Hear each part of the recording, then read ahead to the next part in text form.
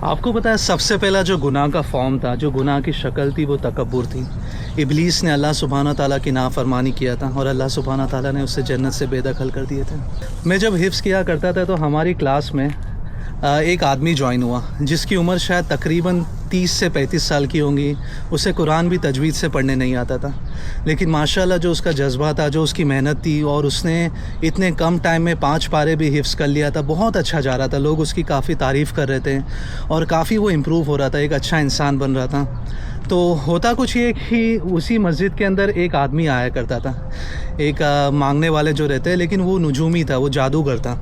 اور یہ بندہ جو ہمارے ساتھ تھا، یہ اس کی ہمیشہ مذاق اڑایا کرتا تھا، اس کی اصلاح کے لیے نہیں بلکہ بس اس کی مذاق اڑایا کرتا تھا، just to make a fun of ہم۔ پھر وہ اچانک غائب ہو گیا، پتہ نہیں اس کا انتھوزیازم کم ہو گیا اور وہ غائب ہو گیا۔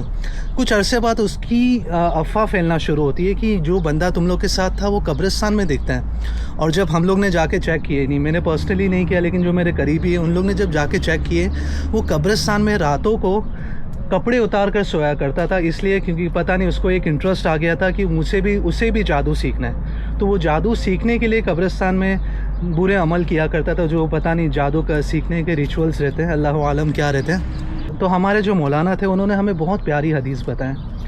وہ کہتے ہیں کہ اللہ کے رسول صلی اللہ علیہ وسلم فرماتے ہیں، من عیر اخاہ بذنب، کہ جس نے اپنے بھائی کے گناہوں پر، یعنی جو اس کی بری عادت ہے، اس کے گناہ ہے، اس پر اس کا مذاق اڑایا، لم یمت حتی یعملہ، کہ اسے تب تک موت نہیں آئیں گی جب تک وہ اس گناہ میں مبتلا نہ ہو جاؤں۔